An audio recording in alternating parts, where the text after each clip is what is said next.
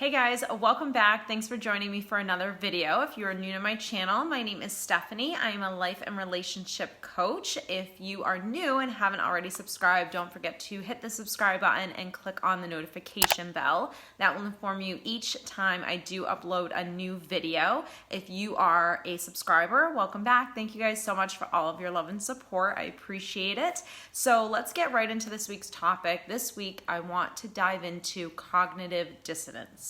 So cognitive dissonance, what it means is you have two beliefs. You have a belief about a person or a situation based off of your past. So based off of what has happened in the past, you formed this view, this opinion, this belief about this person or the situation.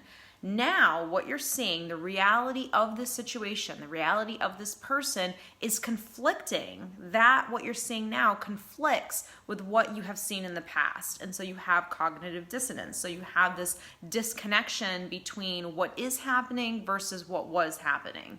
So this is a psychological stress that happens in us. This is real mental discomfort. And this is when you Google just the term and you read, what Wikipedia says or whoever, Psychology Today says, really it's that psychological stress. It's that mental discomfort. And basically it's because you have these two conflicting ideas of what's actually happening and they don't coincide and you're struggling to believe what's real.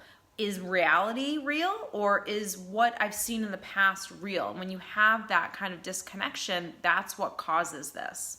Now, cognitive dissonance can happen in a lot of different situations, not just necessarily dealing with a narcissist, but for this video, we're going to cover cognitive dissonance in narcissistically abusive relationships. And the reason why this is important is because when you've come out of this relationship, or when you're trying to end this relationship, a lot of people really struggle with accepting this person for who they actually are. They struggle with it for a lot of reasons. It could be projection. It could be, them themselves coming from lack and having their own insecurities. But the biggest thing is all of the abuse that you've endured during this relationship, and that abuse formed this view that you have of this person. And then when the reality of who this person actually is, when they start showing you who they really are, doesn't match who they say they are or who they once were, this confusion in your mind starts to happen. And to really understand this, it allows you to, it helps you to understand the situation that you're actually really in. That's why it's so important to understand how abusive relationships work, how that grooming honeymoon phase of a relationship works in that abusive cycle, because that phase really grooms, really prepares you for the mental and emotional abuse and psychological abuse that you're going to face in this relationship. So in the beginning stages of a relationship with a narcissist, they are grooming you. They are studying you. They know where your wounds are. They know what are the things that this person's vulnerable to, and they're going to appear to be everything that you want. They're going to put you on a pedestal. They're going to be a perfect, specimen, human being. They're going to do all the right things, say all the right things. And the reason why they do this, the reason why they portray this false character is basically so they can make it so that you will fall in love with them, make it so your walls will come down, make it so you will trust them, so then they can abuse you later on.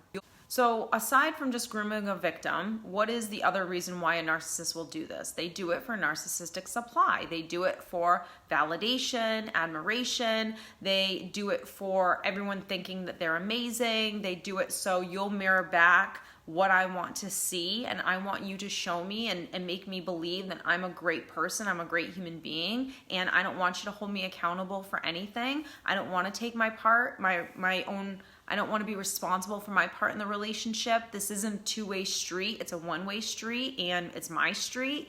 So by grooming you and by trying to get that narcissistic supply, if they get it from you, amazing.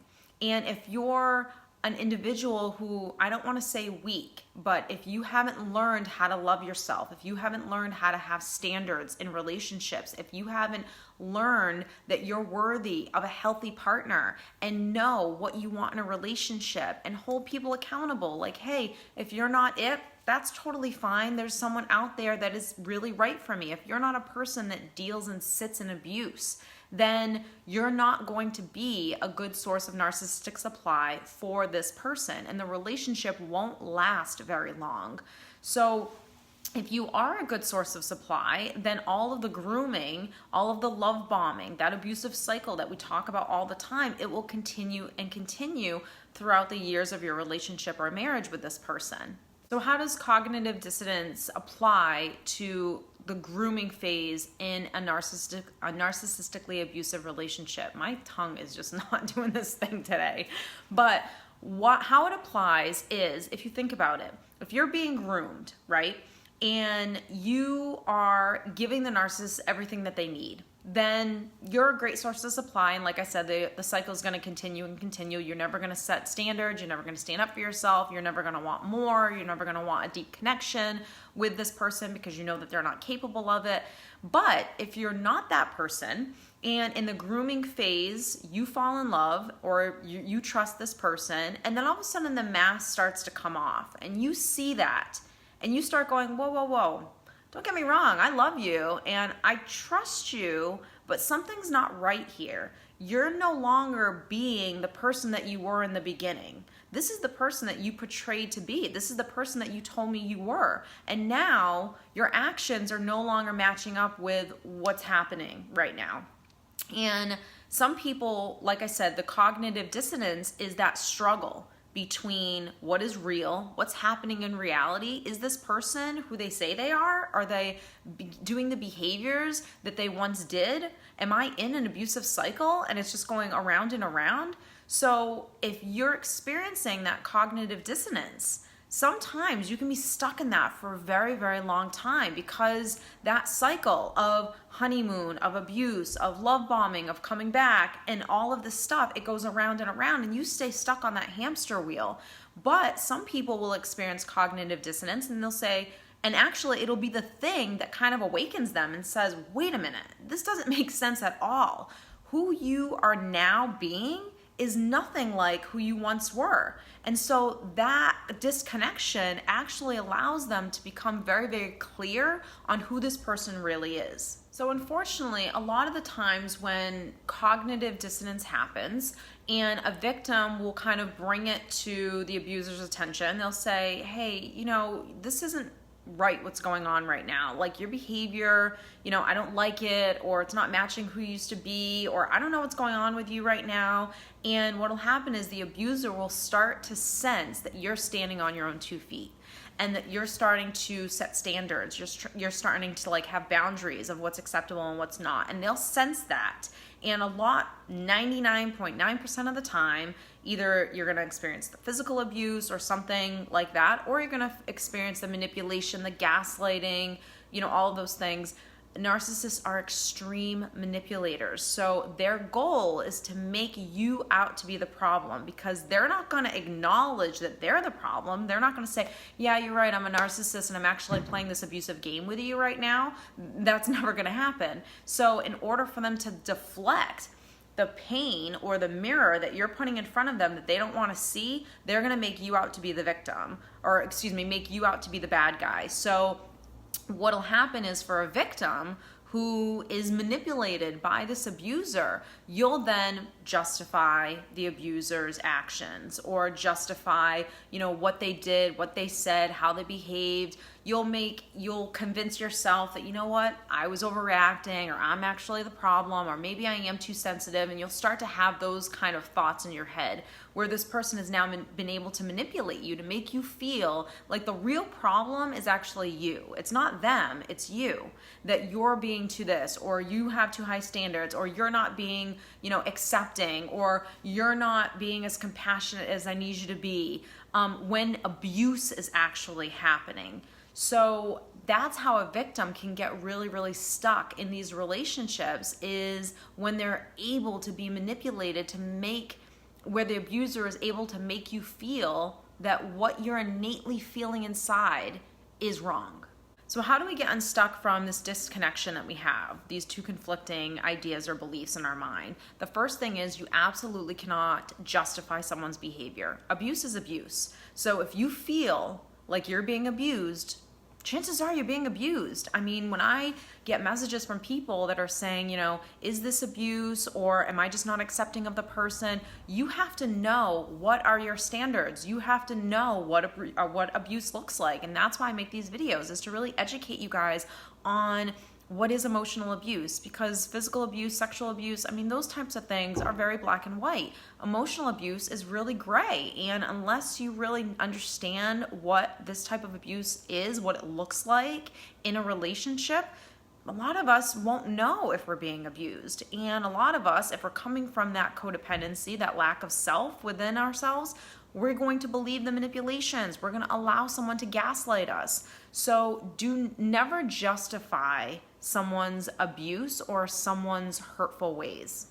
The next thing is actions speak louder than words, and I can't say that enough. So someone can pretend or say that they're this person, but do their actions really line up with who they say they are? A person can, yes, be someone 1 year, be this amazing person, and they can change. Even in relationships where maybe you felt like you had a healthy relationship for many, many years, people change, people grow apart, people have their own wounds, people have, midlife crisis. I mean, these things do kind of happen, and you have to accept someone for who they are in this moment, not for who you want them to be. And that's my next point. Projecting who we want someone to be because we're insecure, or because we're afraid to just be alone, or because we feel like we're reaching a certain age and we need to hurry up and get married, or maybe we've been alone for a really long time,